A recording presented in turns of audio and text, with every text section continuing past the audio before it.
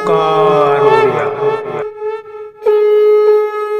नमस्कार फ्रेंड्स, ओंकार ओडिया चैनल रे आपण मन को स्वागत। फ्रेंड्स, आज एक क्षुद्र भिडियो रे एक तीव्र तंत्र सम्मोहन वशीकरण मंत्र को शेयर करने पे जाउची, जहाँकि मात्र 5 गोटी शब्द विशिष्ट एवं प्रचंड शक्तिशाली यह स्वयं सिद्ध होइतिबारु यह को आपन सिद्धि करिवार आवश्यक नहीं एवं यही शक्तिशाली क्षुद्र मंत्र को प्रयोग करिकरी आपण माने निजर व्यक्तिगत प्रेम क्षेत्र को जो भली भाव में सुदृढ़ करें से भली भाव में पारिवारिक विशृंखला जब चलता है तेबे आपनकर परिवार को मध्य ये श्रृंखलित करिथाय। एतद व्यतीत जदि आपण माने एही मंत्र को निजर वृत्तिगत चाकरी हो किंबा व्यवसाय क्षेत्र हो प्रयोग करिवे आपण अपूर्व सफलता पाइबे।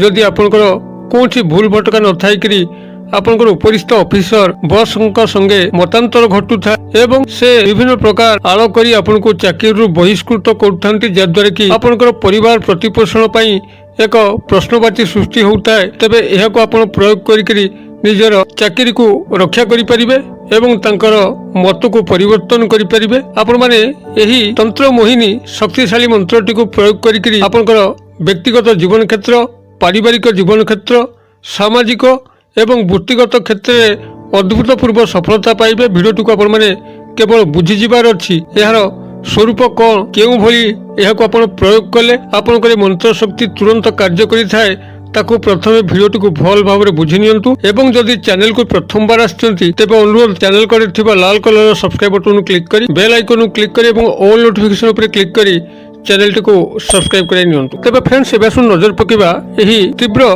तंत्र सम्मोहन वशीकरण मंत्र स्वरूपटी कौन जहाँ माध्यम कि आपण माने निजर प्रेम क्षेत्र को सुदृढ़ करें। जदि आपण क्या से भली जीवन में चाहिए मात्र तांको कौनसी मते पाई पारुनांती एवं तांको सह आपनकर विवाह संपर्क में आबद्ध होवाई अच्छी, तेबे आपण एई तंत्र मोहन वशीकरण मंत्र प्रयोग करंतु। देखिबे निश्चित भाव में से आपनकर जीवन परिसर मध्य को आसीबे एवं आपनकर सह प्रेम संपर्क में संपर्कित होला परे विवाह निश्चित भाव में हबो किंबा पारिवारिक विशृंखला जदि जेभली कि आपनकर पितामाता संतान संबंधी दियर भाउज भाई भाई मध्य एई भली जदि पारिवारिक किछि विशृंखला लागि रही थाए जद्वारा कि आपण स्नेह प्रेम संपर्क यथेष्ट दूरता थांती, तेबे आपनकर पारिवारिक संपर्क को सुदृढ़ करिथाय। फलत आपनकर पितामाता संतान मानक मध्य भल बुझामणा रक्षा करी होइथाय। भाई भाई मध्य दियर भाउजक मध्य उत्तम मधुर संपर्क रही थाए। स्वामी स्त्री मानक मध्य मधुर दाम्पत्य संपर्क गढ़ी उठी थाए। एथिसह जदि आपनकर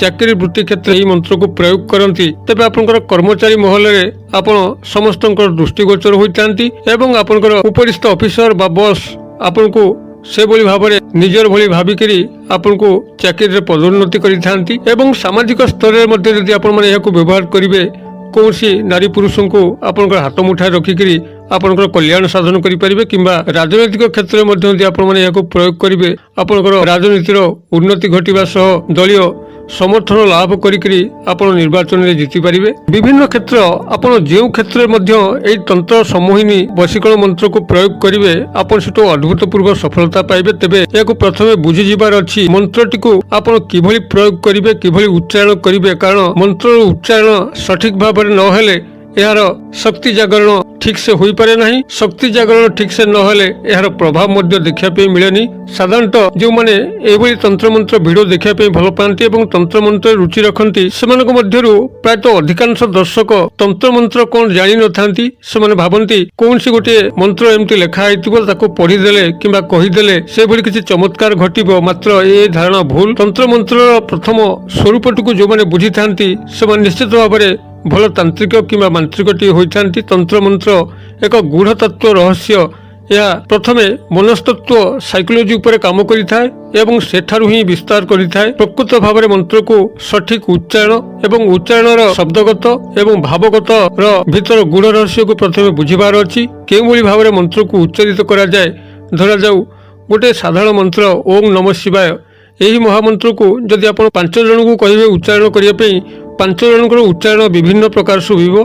ताधुरु को माने संपूर्ण लय भितरे ओम नमः शिवाय कहला बेले आउ केते जन खामखियाल भाव में ओम नमः शिवाय कहउथिबे एवं एभली भी किछि व्यक्ति अछंती ता भितरु जो माने कि ओम कहला को नमः भितर रहथु एवं शिवाय बाहर को प्रकाश करथिबो। अर्थात कहबार उद्देश्य यह जे प्रकृत भाव में मंत्र को सठिक उच्चारण करिवार अछि ଏବଂ ସେଇଭଳି ଭାବରେ ତାର ऊर्जा को निज भितर प्रकाश करिवार अछि।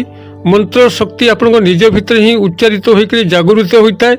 यह तत्व को प्रथमे बुझे पड़ो एवं आपण जहाँ कि मंत्र शक्ति को प्रयोग कर से व्यक्ति पाखक जाऊँच कि नहीं ताहा होची सबुठारु गुरुत्वपूर्ण विषय।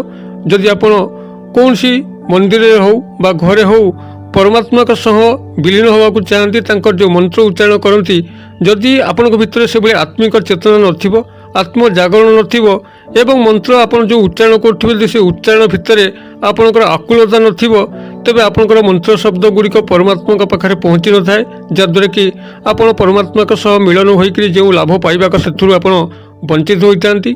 अनुरूप ढंगरे जदि आपण मोहिनी मंत्र को जो व्यक्ति उपर को प्रयोग करछंती जदि तांकर सहस्रार चक्र आत्मस्थ केन्द्र पाखक आपणकर आत्मस्थ केन्द्र संयोग न होई पारला तेबे आपणकर मंत्र केवल आपण पाखे ही सीमित रहे तांको पाखे पहुँची पारे नाही एवं सेठारे न पहुँची पारिबारु मंत्र उच्चारण सठिक भाव में न हो पारिबारु शक्ति जागरण मध्य सठिक भाव में हुए नहीं एवं यार प्रभाव देखा मिले नहीं। अतबे प्रथमे मंत्र तत्व को भल भाव में बुझिबार अछि। मंत्र तत्व तंत्र तत्व जो मनस्तत्व उपर कार्य करिथाए से मनस्तत्व को प्रथमे बुझिबार अछि तापर जाइके आपनकर सफलता मिलता है। यही मोहिनी मंत्र को प्रयोग करने पूर्व प्रथमे किछि दिन पई एहाकु प्रैक्टिस करंतु।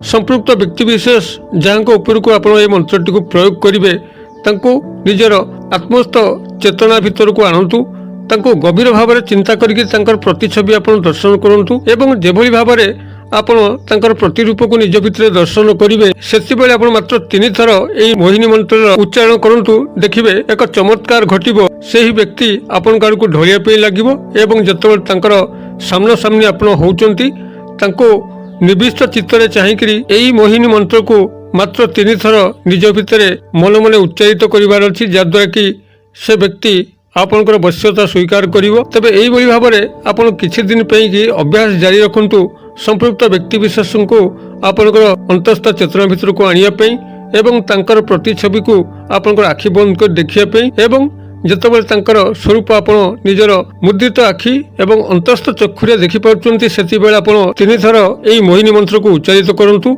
एवं जतबे आपण तांकर सामना सामने होउचंती सेतबेले मध्य आपण 3 थर उच्चारित करंतु देखिबे से नारी हेतांतु बा पुरुष आपणकर ऑफिसर हेतांतु बा अधस्तन कर्मचारी समस्ते आपणकर वश्यता स्वीकार करिवे आपण तांको जहा आज्ञा करिवे से ताको मानिया पे बाध्य। एही वशीकरण क्रियाटी आपणकर दीर्घ दिन धरिकी रहिताए जतबे आपण माने याकु प्रयोग करथांती कौन सी नारी पुरुष को से आजीवन आपणकर गुलाम हो जाइथांती। अतबे याकु एही भली भाबरे तंत्र मंत्र ज्ञान नै याकु सठिक भाबरे उच्चारित करी एवं शक्ति जागरण करिकरी तांको ऊपर को आपण प्रयोग कले यार प्रभाव आपण निश्चित देखि परिबे। तबे एही मंत्रटी को आपण माने एठी सुनी रखंतु मात्र 5 गोटी शब्द विशिष्ट यही शक्तिशाली मोहिनी मंत्र होची आपणकर योनि वश्यम कुरु कुरु स्वाहा। मु आउ थरे कहि दउची योनि वश्यम कुरु कुरु स्वाहा। यही महामंत्र को आपण माने सहज रे मन रखि परिबे कौन सी जटिल तत्व एथरे नाही। तबे जतबे आपण माने याकु उच्चारित करिवे सठिक भाव में उच्चारित करंतु मंत्र को जे भली भाव उच्चारण करा जाए तार भावगत दृष्टि तार बनानगत दृष्टि ए समस्त को निज भितर ग्रहण करिकरी संपृक्त व्यक्तिर मनस्तत्व को निज भितर को आनिकरी आपण प्रयोग करंतु जद्वारा कि यही महामंत्र शक्ति आपण निजे निदर्शन करि पारबे। मु आशा करे दर्शक बंधु भिडियोटी निश्चित भाव में आपणकर हृदय को छुईथिबो। जदि भिडियोटी आपणकर बोधगम्य होताए तेबे याकु लाइक करिके सांगसाथी महल शेयर करंतु जेभली कि यही मोहिनी मंत्र प्रयोग करिके कई ता मुखे टिके हस फुटाई पारिबो एवं से बाबद आपको ईश्वर कल्याण प्राप्त हो। भिडियोर क्षुद्र परिसर मध्यरु मते एइटी आज विदाय दियंतु पुणी आपण मन देखा पाऊ एही भली एक शिक्षणीय भिडियोरे। से पर्यंत दर्शक बंधु आपण मन समस्त मंगलमय कृपारु भले थांतु रहुची। सर्वे भवन्तु सुखिनो सर्वे सन्तु निरामया सर्वे भद्राणि पश्यन्तु मा कश्चित् दुर्भग भवेत्। ओम शांति ओम शांति ओम शांति। नमस्कार।